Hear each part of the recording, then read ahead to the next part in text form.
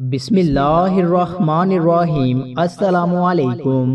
دماغ تباہ کرنے والی 7 بری عادات، جن میں سے نمبر 1، ناشتہ نہ کرنے کی عادت۔ ناشتہ دن کی اہم ترین غذا ہے اور غذائیت سے بھرپور ناشتہ سارا دن دماغ کو چاق و چوبند رکھتا ہے۔ ماہرین کے مطابق ناشتہ نہ کرنے کی عادت طویل المدتی جسمانی نقصانات پہنچا سکتی ہے۔ ماہرین کا کہنا ہے کہ ناشتہ نہ کرنے کی عادت جسم کے لیے بہت نقصان دہ ہو سکتی ہے اور اس سے بے شمار طبی مسائل پیدا ہو سکتے ہیں۔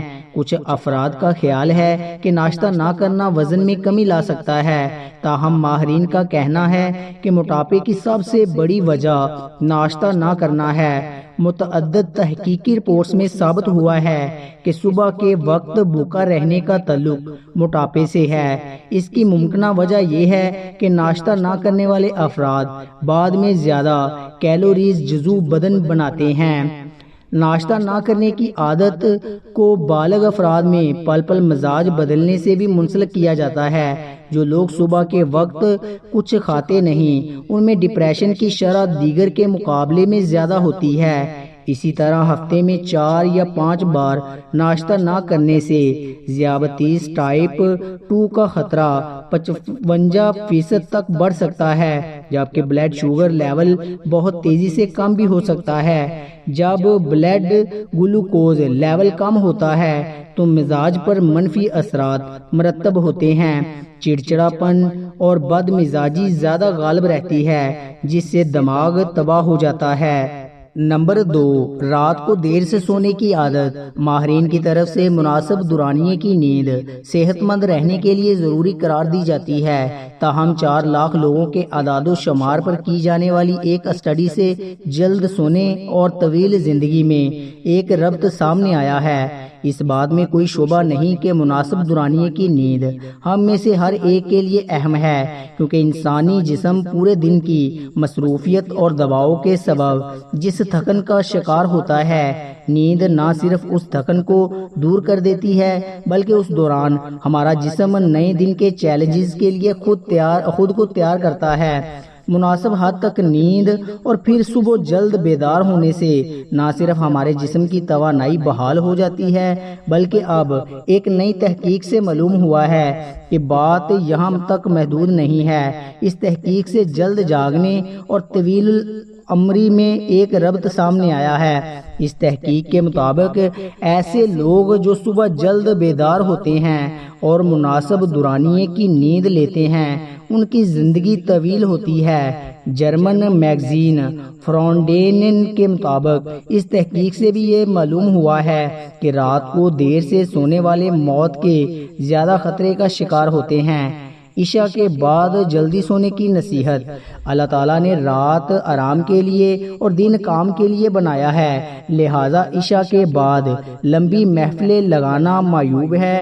حدیث پاک میں آتا ہے کہ نبی پاک صلی اللہ علیہ وآلہ وسلم کی عادت مبارک تھی، آپ عشاء کی نماز سے پہلے سونے کو ناپسند فرماتے تھے اور عشاء کے بعد باتیں کرنے کو ناپسند فرماتے تھے۔ نمبر 3، بہت زیادہ میٹھا کھانے کی عادت۔ ایسا مانا جاتا ہے کہ بہت زیادہ میٹھا کھانے سے ذیابیطس ٹائپ 2 کا سامنا ہو سکتا ہے، مگر کیا بات واقعی درست ہے؟ اس بات کا کوئی امکان ہے کہ آپ کے خاندان کا کوئی فرد، قریبی دوست یا ساتھی ذیابیطس کے مرض کا سامنا کر رہا ہو؟ وہ فرد آپ خود بھی ہو سکتے ہیں۔ ذیابیطس ایسی دائمی اور سنگین مرض ہے جس کا سامنا ہر 10 میں سے ایک فرد کو ہوتا ہے اور اس کے کیسز کی تعداد مسلسل بڑھ رہی ہے۔ زیادہ تر افراد کو ذیابیطس ٹائپ 2 کا سامنا ہوتا ہے، جو اس مرض کی سب سے عام قسم ہے، اور 90 سے 95% کیسز میں اس کی تشخیص ہوتی ہے۔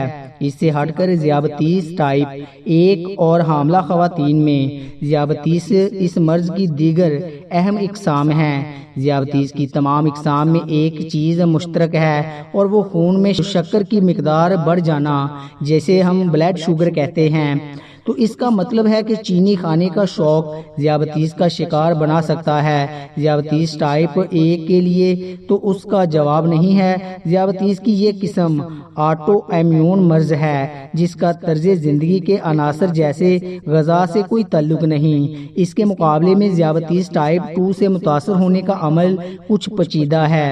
جینیاتی خطرہ، ناقص غذا، اضافی جسمانی وزن اور زیادہ وقت بیٹھ کر گزارنا ذیابطیس ٹائپ 2 کا خطرہ بڑھانے والے عناصر ہیں، جس سے آپ کا دماغ کمزور ہو جاتا ہے۔ یہ مرض کسی بھی عمر میں آپ کو شکار کر سکتا ہے اور ضروری نہیں کہ بڑھاپے میں ہی اس کا سامنا ہو۔ نمبر 4، کھانا کھاتے وقت ٹی وی دیکھنا یا موبائل استعمال کرنا۔ ماہرین کا یہ بھی کہنا ہے کہ ٹی وی کے سامنے بیٹھ کر کھانا کھانے کا بچوں میں موٹاپے کے بڑھنے کے ساتھ گہرا تعلق ہے۔